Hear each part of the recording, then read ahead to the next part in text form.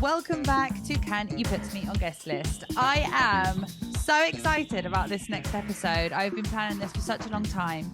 And it's finally here. So I'll tell you the story about Nooriyah. I met her in Saudi, which is where she is from originally, back in December last year at XP Conference and Middle Beast Soundstorm Festival. And I have literally been obsessed with her ever since. She is now based in London, but has been making waves with her unique style of mixing Middle Eastern and North African music with popular records, trap music, and old-time classics. A lot of you will probably have seen her insane Boileroom at the start of the year, which has had over 1 million views already. It was the first Southwest Asian and North African Boileroom lineup in UK history. She's also a radio host, pushing Middle Eastern and North African sounds on the UK airwaves. She was one of Mixmag's breakthrough DJs of 2022. And right now, this week, she is hosting her own stage at Glastonbury with her brand Middle of Nowhere. So she's just literally on fire right now. And I'm just so grateful that she's on the show to talk about how she started out, the music she grew up around, how the music scene is growing in the Middle East, and so much more. Such an interesting chat. And she's just so sweet. So sweet. Oh, and obviously we talk about food as well, because we love a food chat. Who doesn't love a food chat? So before we get into this episode, I just want to talk a little bit about this week's sponsor. This episode is brought to you by The Secret Inspirer and the Living Inspired membership, your monthly online guide to finding balance. With fresh content landing on the first of every month, including simple seasonal, mostly plant-based healing recipes, remedies, rituals, and cosmic updates to help you through the seasons. A sacred space to come and connect with the tools needed to optimize well-being and join a growing community of wonderful humans on a journey to living inspired. All listeners can get 1 month free with a special discount code, which is Guestlist100. That is Guestlist100, which is valid until July the 16th. This month's content is a bonus summer solstice edition packed with all you need to enjoy the hottest time of the year. I'm telling you now, this membership is absolutely gold. It's so useful. So don't miss out on this exclusive offer, which will help you live inspired, healthy, and happy. And now over to the podcast. This is Nooriyah here on Can You Put Me on Guestlist. How are you feeling? I'm good. How are you? I'm all right. I'm feeling sleepy, even though I slept well. It's one of those weeks. Is it bank holiday weekend in London? That's a good question. I'm always unaware. I'm always like, the days are blurred, and yeah, there's work all of the time. So I don't know. That's good though. Are you super busy at the moment? Yes, and I'm gearing up for festival season, so I'm kind of just, trying to hold on to the bit of peace. Yeah. Yeah. Are you in London now though? I am in London at the moment. Yeah. Okay. Well, I'm so excited that you've come on the podcast because Me too. I actually really love speaking to you. So I'm looking at this as like a little bit of a break from the madness. Oh, well, I like that, because this is what I like the podcast to be like. It's just like a chat, just friends having a chat. And I feel like that's kind of what we did when we did the radio at XP.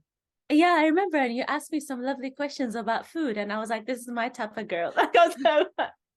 I love food related questions. What did you have for your breakfast this morning then? I actually didn't have anything, but what I'm thinking about having is like some pancakes with blueberries on top and, a bunch of syrup. That's what I'm fantasizing about. How about you? What did you have? I actually had scrambled eggs for this morning for breakfast. I love me some scrambled eggs. You can't go wrong. You can't go wrong. I actually don't normally have breakfast. I'm not a big breakfast person, but I didn't really have a lot of dinner last night. So I woke up really hungry and had some scrambled eggs. I feel like we're twinning from afar, because that's literally me. Not a big fan of breakfast either. Yeah, I would much prefer like a really big lunch and then snacks in the afternoon. I'm quite a snacky person. I like to just snack. What kind of snacks do you like? Inspire me. I'm bored of my snacks. Carrots and hummus is like my number one snack. Yum. I actually just bought baby carrots, so I can do that. Carrots and hummus. And I have one of my friends staying with me, and she squeezed like some lemon juice and then put some like herbs on the carrots, and it was really nice. That's a lovely way to spice up your life. It is. Literally. Oh, how has everything been? How have you been since I last saw you? We met in December, Um, so it's been yes. 6 months now. How has Yeah. everything been? I It's feel like crazy that it's loads been has half a happened. year. Yeah, it's crazy that it's been half a year. It doesn't feel that way, but everyone says that, right? But Yeah. it's been a mad journey for me. I think the biggest thing I would say is that I have a bigger team now, so I have a bit more support to with everything going on. Okay. And what else happened? Um A lot. I ate a lot more meals since then. I don't know. Lots happened. I actually genuinely don't even know where to start this interview because I just feel like so much has happened. And when we left XP conference, so anybody that doesn't know XP, this is a conference that happens in December in Saudi Arabia. I think last year, was it the third edition, second or third? Was it second The maybe? second edition. So Yeah. obviously everything is really blowing up in that region. I think it's like the fastest growing region in music right now. So it's a really exciting time and it was super exciting to be there.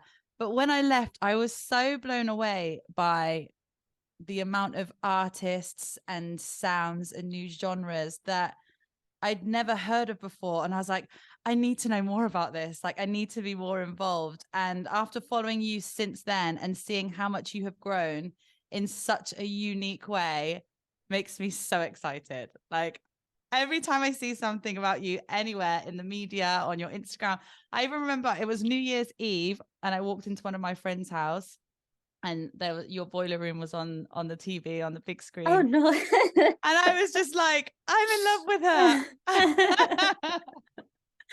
Yeah, but it's been I think that moment especially has shaped a lot of what came after it, but it's been maybe 7 years in the making in a way, so that's how I look at it.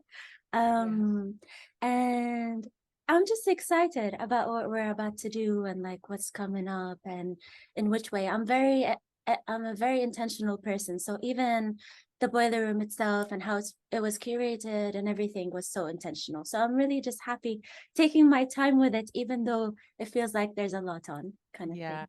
No, I can imagine. Let's just start talking a little bit about your background and where you're from, just so listeners can kind of build a bigger picture. Yeah. So you're from Saudi Arabia, you've moved Yeah. to Japan. Where are you from exactly, and how did you end up in London? So apparently I'm originally from Bahrain, and it makes kind of sense because I was born and raised in Saudi in the eastern coast, so it's like a 30-minute ride to Bahrain. So I don't know which great grandma or grandpa moved to Saudi, but that's where I was raised, and mom gave birth to me there. And then after maybe a decade or so, my dad's job took him to Japan. He's an engineer, and he had a project in Japan. And then we went back to Saudi for a little bit, and then he had another project in London, which is where we settled. And I've been here for the past, I don't know, 12-ish so years. Yeah, over a Ah, decade. okay. Yeah. Okay. What was life like in Japan? I loved it. As a kid, it's amazing. And especially they have these arcades that I used to always go to and play like Donkey Kong and everything of that sort. And these like fabulous photo booths that you go into and take photos and then you can edit them with like funky emojis. They were way ahead of their time, well, even though it was maybe 10 years plus ago. Yeah, plus I'm a foodie, as you know. So everything I ate my way through Japan. I think it's so lovely to experience as a kid also because you don't really understand a lot of like the social dynamics and nuances, so you just take Yeah. like the best bits of Japan and keep it moving. Yeah. So what were your first memories of music like then? You've lived in so many different places and different cultures, different ways of life. So how does music kind of feed into the places that you've lived in? I think because my dad also kind of did uni in America, it really Yeah. influenced how what we listen to. So if I'm having a ride in the car with my dad, we would be listening to the Arabic greats like Talan Maddah, Kulthum Fairuz, and then at the same time he would have like Louis Armstrong, Marvin Gaye at the same time. And I think that really influenced what I also play at the moment. So if you have watched my boiler room, it's like all genres under the sun alongside that sprinkle of Arabic. Do you think that's where the idea of coming Uh, if you've watched Nooriyah's videos on Instagram, her viral video clips that showcase how Arabic samples have been used to make some really iconic tracks in popular music. Do you think that this is where the idea has also come from, like from your dad, from listening to such a mix of genres? Oh, I think 100%, 100%. I think kind of drawing on those parallels was really easy because of that background. So everyone kind of at home we listen to a lot of Abdul Halim Hafiz, which is the sample that was the artist that was sampled in Big Pimpin' Jay-Z. So like if for example if you're growing up listening to these big tunes as part of both cultures that you're moving into, you're just like, whoa, there's a connection, naturally. So that I am sure a lot of people had, but that's how it kind of came together for me. Yeah. So you've always been surrounded by music from a young age. Yes, which is something I never realized because when I went to study, I was in the healthcare field, so public health, and did my master's in public health, completely separate to music. Then when I look back, I'm like, oh, music was really part of the tapestry growing up, and I didn't even realize. Do you still work in public health now? Yes, but I have to let it go because there's no time. But it makes me really sad. It makes me really, really sad. Even though financially, public health, sadly to say, is like a third of what I am currently making, which is terrible because I think public health is such a important field that should be rewarded. I think I have to let it go due to time constraints. Otherwise, I would have loved to keep it in my pocket forever. There's like a very specific reward that you and a sense of purpose that you get from public health that I don't get from music, honestly. Yeah. So now you're just going to be full-time music. Yes. Wow. Did you ever think like 10 years ago that music would be something you would be doing full-time? Honestly, yes. Amazing. I love that. Like when I started, I knew this was, if I keep going at the work ethic that I was going at, I really knew that this was just a matter of time. That's how I felt at that time. Do you know what? I'm so happy that you answered that because normally if you ask that question to someone, they'll be like, no, I would never have thought this would happen. But that it just goes to show how much you believe in yourself and how much you've pushed yourself to get to where you want to, which is like the best thing, like reaching your goals. Thank you. Yeah, I kind of mentioned earlier, I feel like everything I have done has been immensely intentional. I think it's a big part, even kind of choosing of when to do things and where and how. Yeah. At what point though did you actually realize that you wanted to make a career out of music and more specifically represent Middle Eastern, North African sounds? I think it was a year before the pandemic. What was that? 2018, something like that. Yeah, it feels like such a long time ago now, doesn't it? Yeah, time is freaky. The more I think about it, I'm like, this is a hot mess. I don't want to think about it. It's too warped in my brain. Yeah. Yeah. So around that time? I think around that time. Yeah. 5 years ago. So it wasn't really that long ago at all. Yeah, if you count the pandemic in, it's not a long time ago. I think I've always done radio prior to DJing and writing and things like that. I tried every single creative thing under the umbrella that you can think of, even filmmaking, documentary, audio making. I tried everything to figure out what I actually enjoyed. And then I was like, I knew this is what I want to do. Yeah. But I love that though. So you studied public health, but then so everything that you've done on the creative side, whether it's been music or filmmaking or documentaries, that's all kind of must have just started as hobby then. Yes, like without a doubt, it was nights and weekends. That's when I was exploring these things. Yeah. And I'm curious to know how you started out in radio. Oh, everyone asks this question. Sometimes I get shy about it, but I'll tell it how it is. I remember I was writing my public health dissertation. It was around child health in conflict zones, and I was so fed up with this dissertation. I was stuck. I remember it was around the time that Anderson .Paak's NPR dropped. I just remember that because I had it on replay all the time, and I used to like dance when I was losing my mind writing this dissertation. And I remember I needed just a day off, and I went to the shopping center, and I was just walking around like I don't know. I wanted a boba and to just see people and humanity again, because this I don't know, 30,000 word dissertation was killing me.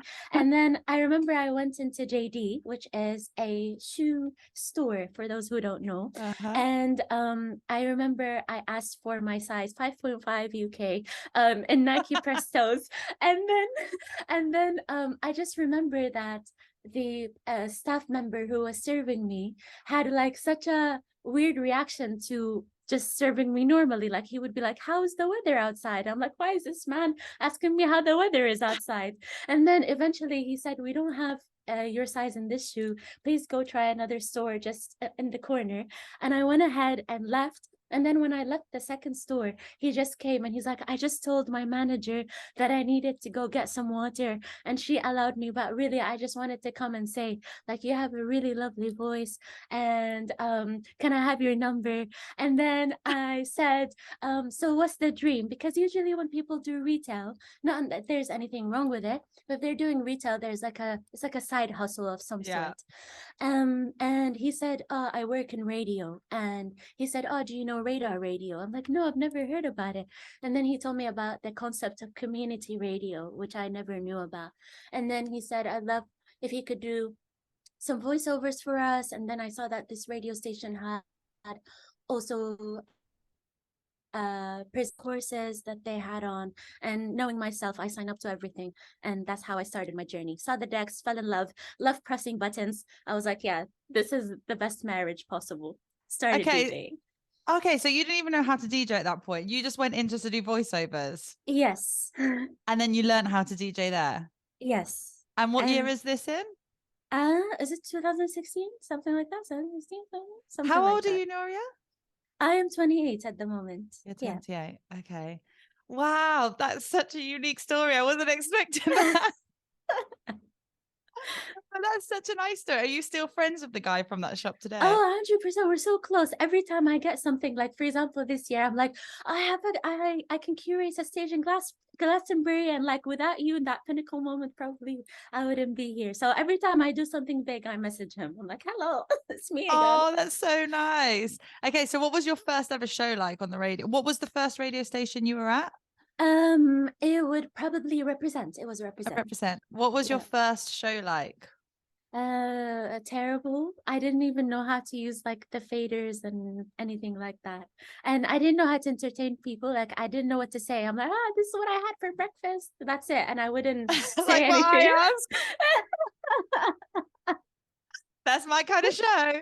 Yeah, me too. But apparently that's not what you're supposed to do. Apparently. But you know. So from there you did that show, and then so at the beginning you were just doing like in music you were just doing radio. Yes, and I was also producing radio shows at the time. And so kind of like thinking about segments, funny games. Yeah. And was your show at that time, was the music that you're playing, were you representing Middle Eastern, North African sounds on that show? I think I would have sprinkles of it, but it wasn't kind of the focus. It was like a sprinkle of it. Okay. So if I was playing a jazz show, for example, I'll put some Arabic jazz in it. Like a sprinkle. Okay. Yeah. And then at what point did that lead into you fully just going, I'm going to 100% represent this sound? I think I never really did that, to be honest. I've never fully like so I had one radio show where I did that because I kind of was like, look at the sphere of the radio world, that there's nothing where anyone is playing 100%. Yeah. Kind of Swana music. And I did that for one radio show idea, but nothing else. Everything else is like, it's just a sprinkle. And I do that because I want this music to just be part of the global bigger music table, as infectious as reggaeton is, as infectious as amapiano is. I'm just like, why not have a seat at the table? So I just put it in between everything that I enjoy. Yeah, I think it's really special because you're one of the very few DJs that does that, especially in the UK.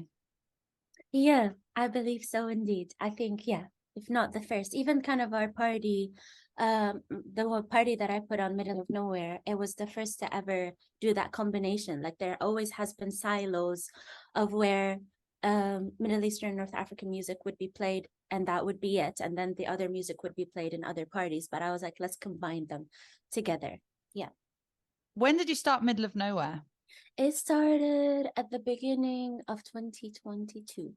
Yeah. And what was the first event in London? Yes. Yeah. And what was the feedback like? What was it like from the first one? I was gonna, can I swear on this podcast? You can say whatever you want. Yeah, I was gonna say I was shitting bricks at the time because because I didn't know whether how it will go at all. I don't know if you've ever hosted any type of event, but hosting events is a shit bricking exercise. That's how I call it. And I didn't know whether what the reception would be.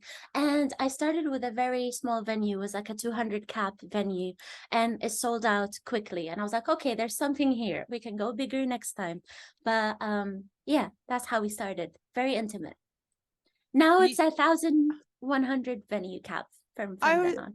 I was just going to say, haven't you just recently, didn't you just upload something about selling out your next event as well? Yeah, I have a headline show where I only announce myself in London just as a way to see what the demand is. It's kind of this, my whole career is an experiment, trust me.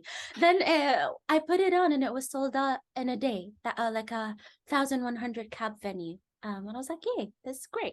That's amazing. Yeah.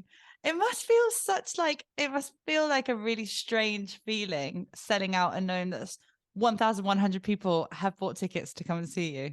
Yeah, it is a very strange feeling. I haven't played that show yet. It's happening on June 10th, and I am a little bit like, if you think about it too deeply, which I don't recommend, my brain is like, I've like over 1,000 people are coming to see me specifically. It's a bit of a madness. Sorry, I probably just made that word.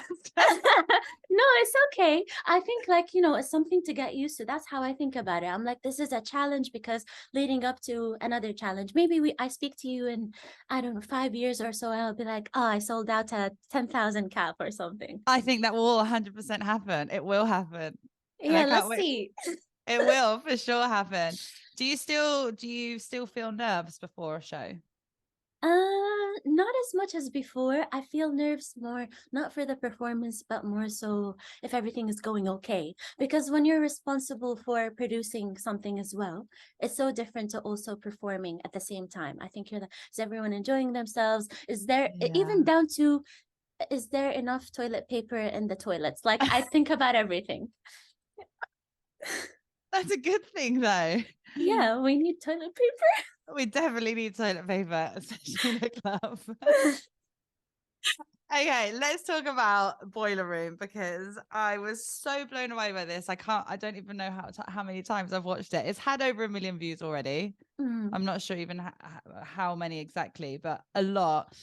It was the first Southwest Asian and North African Boileroom lineup in the history in the UK, which is insane. How did it even come about? When I started, how I said I'm very intentional. When I started Middle of Nowhere, I knew that was something that was going to happen. Okay. So I knew in advance that is something I wanted to do. And it came about, how did it come about? So there was a South Asian Boileroom the year prior. And if you know anything about kind of England, South Asian culture is so engrossed in it. Like, for example, there are so many Indian takeaways. Like, even the concepts of like chicken tikka masala and chicken butter are like British kind of South Asian dishes that kind of where cultures merge. So they have a very deep history in the UK. And the reason why I say that is that means like in parallel, their music and its culture is more seeped into kind of the UK. And I felt like Swana Music was much behind. We're like maybe 10 years behind that. Yeah. And they did a Boileroom, like a South Asian Boileroom the year prior. And I just knew that we could use some of that representation. But I didn't want it to be so like siloed. Everyone who came on did an amazing job at playing whatever the hell they wanted. I just needed it to be a representation of people rather than the music. Like I just needed them to express themselves however they wanted. I'm like, here are amazing people within the community who do great things. That's how I saw it. And the most special part is that you had your dad, Baba, with you. Yeah, shouts out to Baba. I really threw him in the deep end. Bless him. What did he say when you asked him to do it? He was like, I don't understand, but okay. That's what. And then he turns up and there's like all these people and all these cameras. I bet he was like, what am I doing? Oh, the man had so much adrenaline after that moment because he didn't anticipate how much love he received off the back of it on the day that he needed a moment to chill on the couch. He didn't even watch like most of my performance after his moment from adrenaline. Yeah. Why did you feel like you wanted him to be part of your boiler room? Because remember at the start of the episode, we were talking about how I was with him in the car and he's playing all this music. And like also he's a man who always plays the oud, like the instrument that he played in the boiler room, in the toilet and everywhere he goes. Like he just for the acoustics he says, but who knows? And I just felt like that was such a big part of my story. And I felt like if this is my debut boiler room, I might as well tell my story. That must have been so special, like such an important and special part of your career to be able to share that with your dad. 100%. And I always tell him, you changed my life. You know, you have a hand in changing my life. Yeah. What about everybody that was at the boiler room? Because I just felt like the energy in that boiler room is another level. Was it people that you knew, or was it people that were just all vibing on the same energy? That's an amazing question because if you look at the video, you're like, oh, they must be best friends for a decade, like kindergarten 100%. friend. But no, it's people who have been coming to middle of nowhere parties and just it feels like there's this transient community and they've come together knowing how big of a moment this was for us and came to celebrate. And yeah, it feels like it's something that touches me to this day, talking about it from how people showed up. Of course, my friends were in the audience, but they were in the back. Uh-huh. Have you watched it back loads of times? No. It's kind of cringy to watch back. There were so many mistakes, so many like even audience members from dancing, elbowing the stop button, many moments of yeah, many like innocent human moments in that boiler room. Yeah. What was the response like? Because did you go on tour after the boiler room set? What was the response like in the region after? Yeah, I didn't even know it reached there. I just remember I was posting snippets of it on socials prior to it dropping on YouTube, like officially. And I just remember I was in the car to Middle Beast to play, which I was told about a couple of days before. They're like, you're playing for 40,000 people, like get ready. And I just remember I was in the car to it because it's a little bit, you know, in a remote-ish location from Riyadh. And in the car, I was more worried about the drop of my boiler room set on YouTube than what I was about to play for 40,000 people. I just remember, again, that feeling of shitting bricks was happening in the car. Yeah. Wow, that must have been like two massive moments thinking, okay, I'm about to play in Riyadh for 40,000 people, plus my boiler room is coming out at the same time. Yes, but I just remember from the snippets that people saw and like seeing the snippets of me with Baba, people were so like, oh, you're that girl who had her Baba in a full-fledged thobe. Come on. And it's also, I think there's layers to it in a sense that it's like quite unique to see a dad like support me, especially in terms of my identity in this way. Like there's just something quite special about it, I felt. And it took a long time in my relationship with him. Like they've been kind of supportive of me doing my own thing, but they didn't realize what I'm up to until very much later on. When they saw me on a TV, Arabic TV kind of snippet of me being interviewed, then they realized what I'm up to. I think it took like 7 years also, like for me and Baba to have that moment. So it was a moment for us, and I think a wider kind of moment. And what was their first response when you say, for example, they saw that snippet of you on Arabic television? What was their first response? They were like, oh, I think my dad was touched because I always speak about the moment where he how much influence he had on me. I think he we've never even spoke about that together. So then he heard it for the first time on interviews. I think he was touched. Sweet. Oh, nice. Now let's just go back to what we were saying before about Middle Beast. Okay, so then going back to Saudi to play, what is that feeling like playing in front of 40,000 people in Saudi Arabia? Honestly, I had zero idea what to expect, because obviously Middle East is not a very, it's a very new festival relatively. I didn't know how audience react in that setting. I didn't know who shows up. Like I just didn't know. There were so many unknowns. It's something out of my expectations. I think that's why there was a bit of like I just need to go do the best that I can and see what happens, then take the learnings. Yeah. And how did you find it at the end? When you ended that set, how did you feel? It was interesting. I saw a sea of men in the audience, and like Yes. a sea of like, I'm like, it's endless. I'm like trying to spot, some girl power in the audience. But I think at the beginning, I did find that they were like shocked that there was a woman commanding the space. And but then after I dropped a couple of tracks, I think it was also a stage where I played a lot of hip hop and rap. And I think once we settled into it together, both me and the audience, then there was a bit more interaction. Definitely we needed to break the ice with each other. It's Yeah. so interesting though that that's what you have to do at a play. Well, obviously this is all brand new and it's all starting to blow up now, but having that thought of having to break the ice between the audience and you playing, it's probably the only place where that probably would be happening right now, Yeah, I think right? so.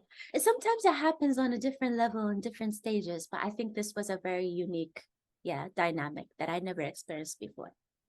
And how have you seen since then, since obviously things like XP conference happening and Mm. Middle Beast, how do you see the scene growing in the region? Ooh, I only think the sky's the limit. I think there's so much amazing crossover as well that's happening. Like yesterday, I was reading how Arapiano is having its moment. So like there's so many different cross cultures happening, which is just making the scene boom in different ways and different artists collaborating with each other. Yeah, Yeah. I think the sky is the limit. Yeah. Yeah. Do you feel like as well that your representation in places like the UK is really breaking how mainstream media kind of falsely portrays the region sometimes? Oh, 100%. I think a good example is that I was curating a jazz stage at XP conferences, and I had local bands play, two of them, one from Jeddah, one from Riyadh. But then the third one, I wanted an international band to come so that there's that kind of crossover between musicians. And I remember asking different bands whether they'd love to come play Saudi Arabia, and they had like huge fears around what it would be like, and the media portrays it as such a difficult place to kind of exist or showcase your Yeah. work, and I think after last year and that showcase, a lot of people were like in the UK, they're like, after they've seen the work that I've done, they're like, it's actually like much more accessible and approachable than they ever thought A based off the hun- media. 100%. Like even myself was going over as a speaker to speak at the conference. I know loads of people that were also invited, and everyone was like, no, I'm not sure. And it's obviously just because what you see in the media and what you hear. But once I'd been there, and as I said at the beginning of this podcast, and I was just totally blown away about by the different artists, the different sounds, different genres, and just the excitement that there is around the growth of the music scene in the industry. I was like, I have to be part of making sure that people don't accept or believe what they hear or see in the media. Yeah, You know, like exactly. we need people to go to these places and be part of these things to then take it back to their groups of people or wherever they're from and show that actually it's not always like what is made out in the media. Oh, 100%. And I think a lot of the artists who are based there have a lot of challenges explaining that concept to a lot of the outside world festivals, like about, yeah, how they're portrayed and etc., and taking them seriously as well. So it's like yeah, it's like a both way, yeah, job that needs to, A yeah, hundred get percent. better, I guess. I loved it though. It was so great. I loved the festival and the conference was Me brilliant. I learned too. so much there. Yeah, and I met a lot of cool people, including yourself. It Yeah, was cool. it was really cool. What is your biggest wish for the music industry? Oh, this is so hard. There's so many wishes. Um, I think my biggest one is to pay people fairly. Yes. Good Yeah, answer. Okay. yeah, Good answer. You are one of Mixmag's breakthrough DJs of 2022. yeah. Pew pew Whoop pew. you! Amazing. What does the rest of 2023 hold for you, or what are the 2 or 3 things that you're most looking forward to this year? Oh, I'm most looking forward to the headline show that we spoke about. Then I am looking forward to having my European tour and my Swana tour. So my kind of Southwest Asian North Africa tour. Yeah, those are things I'm excited about. Also, I'm excited to rest more, hopefully. Yeah. Are you not getting much rest at the moment? Listen, when I close my eyes, I'm like, oh, I have to get up soon. That's how I feel. What do you do like outside of music, like hobbies that to disconnect? Oh, that's a great question. I recently started going to the gym, which is a weird concept to me because I'm like, why are there people around me whilst I'm, in compromising positions? But I I also do a lot of puzzles. Me and my friends have this like food exploration going on. So we would like try different cuisines, Ethiopian to like niche Korean. Yeah, yeah, bits and bobs like that. Oh, that's nice. You're exploring different places around London, like different food Yeah, places. around London and whenever I travel as well. Yeah.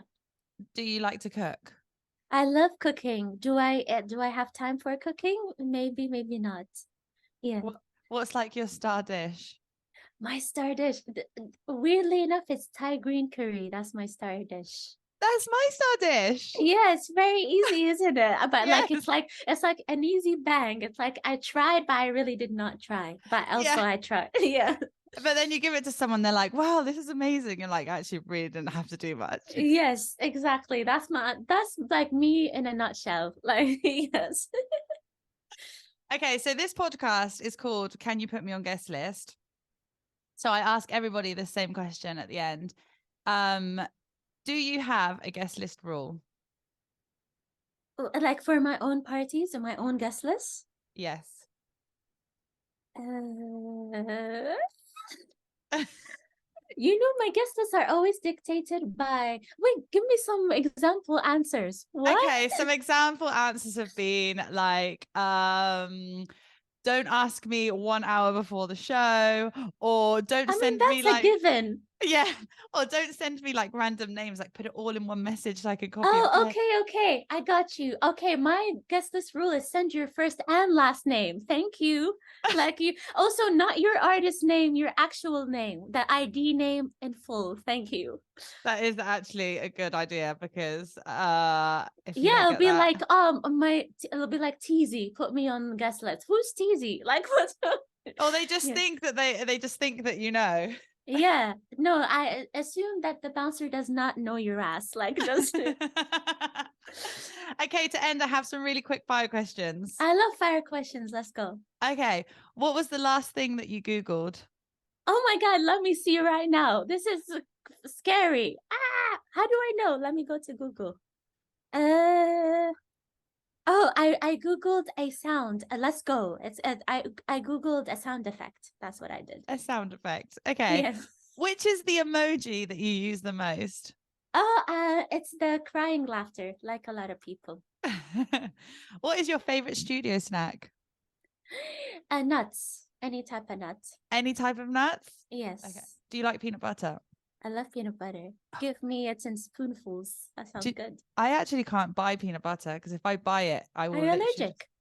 No, I'm not allergic. I'm addicted. Oh, I'd rather have that than an allergy because an allergy is a bit hard to navigate in this world. It is very much so. What is your favorite cocktail? Mojito. A I would say. mojito. Yeah, I Okay. love mojitos. What would a perfect day off look like for you? Did you say date? Day No, I said day off, but actually date is actually a Oh, really day good off. question. I've never asked Oh, anyone that, but day. a day out, a perfect day off. I wake up and everything is slow. So like even getting to the sink to brush my teeth is a slow ordeal. Everything is like take your sweet ass time. And then I would go to the beach, even though there aren't any in London. And then you said ideal. And I would have a book. And then afterwards I'd have food with my friends and a lot of hydration. And then we would go to the cinema. And then I'd come home and I have like a watch my favorite shitty shows and go to bed. What are your shitty shows? I watched my latest shitty show is The Ultimatum, the queer version. Yeah. It's on Okay. Netflix. There's only 4 episodes out. Yeah. Okay, I'll have to check that one out.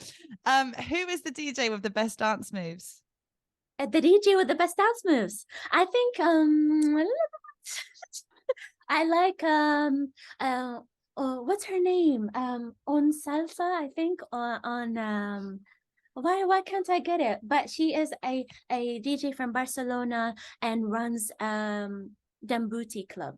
Yeah. Okay. Yeah. What was the last thing that you screenshot?